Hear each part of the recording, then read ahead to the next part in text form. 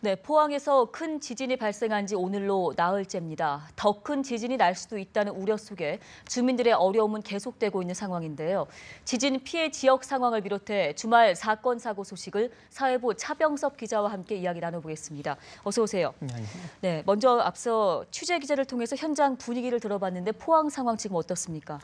예, 포항 시민들은 지진 당일 놀란 가슴을 쓸어내렸는데요.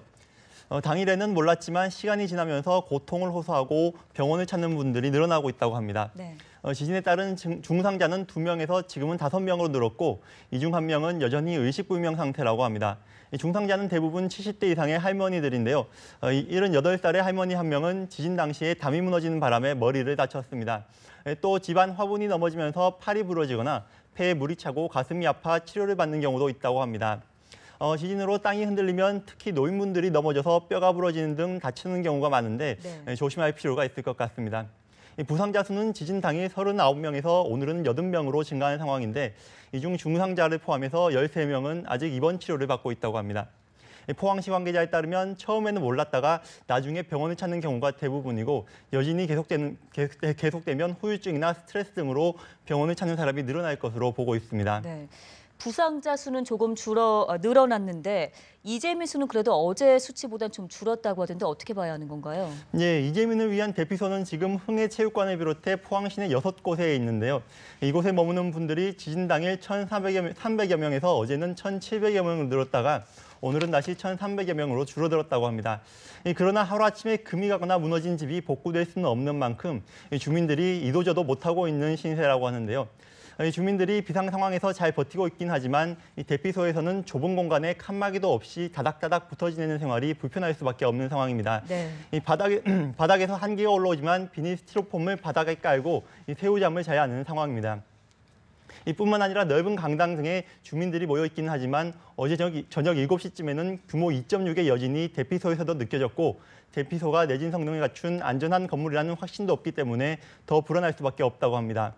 그래서 원래 집으로 돌아가거나 지인의 집에 잠시 몸을 의지하러 가는 경우가 많은 것으로 보입니다. 네. 이뿐만 아니라 저희 취재진이 둘러본 결과 외곽 지역의 경우에는 몸이 불편한 노인분들이 집이 무너질 수 있다는 우려 속에서도 그대로 집에 머물고 있고 그런데도 이제 막 기초적인 피해 조사가 시작된 정도라고 합니다. 지금 포항에서는 자원봉사자들이 복구와 이재민 지원에 땀을 흘리고 있는데 이 복구 과정에서 지금 도움의 손길이 미치지 못한 곳에도 세심하게 돌아볼 필요가 있다는 지적이 나옵니다. 이 재산 피해 같은 경우는 집계액이 계속 늘어나고 있는데 정상적인 생활이 가능할 때까지 피해 복구가 되려면 상당한 시간이 걸릴 것으로 보입니다. 네, 날씨가 많이 추워져서 그 부분도 걱정인데요. 조속한 복구가 이뤄지길 바라겠습니다. 그런가 하면 이제 사건 사고 소식을 짚어볼 텐데 얼마 전에 그 창원 터널에서 차량 사고로 화재가 나서 3명이 목숨을 잃은 사건이 있지 않았습니까? 오늘 성남 중원 터널 부근에서 또 차량 화재가 있었나요? 이제 오늘 오후 2시쯤 경기도 성남시 중원터널 출구 부근에서 차량 3중 추돌 사고가 난 뒤 사고 차량 한 대에서 화재가 났습니다. 경찰과 소방당 등에 따르면 BMW와 산타페 등 차량 3대가 추돌한 뒤 산타페 차량에서 불이 나 완전히 탔는데요. 이 화면을 보시면 불이 붙은 산타페 차량 옆으로 다른 차량들이 서행해가는 모습이 나오는데요. 네. 이제 또 다른 문제는 터널 출구에서 화재가 나면서 뒤따라오던 다른 차량들이 모두 터널 안에 갇혔다는 점입니다. 저희 보도국에도 터널 안에서 화재 연기를 마시며 꼼짝하지 못하고 있다는 제보가 이어졌습니다. 네. 다행히 큰 부상자는 없는 것으로 알려졌고 터널 통행도 재개된 상태입니다. 예.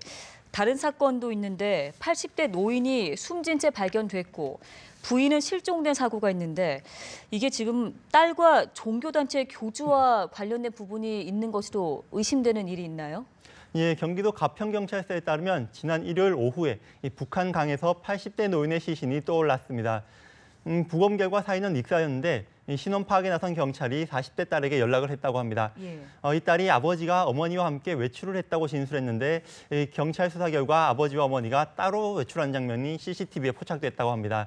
이 딸과 종교단체 교주가 승합차에 아버지와 어머니를 각각 태워서 집을 나서는 장면이었는데요. 네. 이 아버지는 숨진 채 발견되고 그리고 어머니는 아직까지 소재가 파악되지 않은 상황인데도 딸이 너무 신경 쓰지 않는 듯한 태도를 보이자 경찰이 수사에 나섰다고 합니다. 이 딸과 교주는 어젯밤에 긴급 체포됐는데 구체적인 진술을 거부하며 범행을 부인하고 있는 상황에서 경찰은 어머니의 행방을 찾는 데 수사력을 집중하고 있다고 합니다. 이 밖에 오늘 새벽 청주의 한 기도원에서 40대 여성이 숨진 채 발견돼 경찰이 수사에 나서기도 했습니다. 이 구급대원이 도착했을 때 이 여성은 방에 쓰러져 있었고 얼굴에 멍자국이 있었던 것으로 전해졌는데 이 남편과 함께 최근에 기도원에 들어와 지내온 것으로 알려졌습니다. 이 경찰이 사인을 밝히기 위해 국립과학수사연구원에 부검을 의뢰하기로 한 만큼 결과를 좀 더 지켜봐야 할 것 같습니다. 알겠습니다. 지금까지 사회부 차병섭 기자와 함께 이야기 나눠봤습니다. 잘 들었습니다.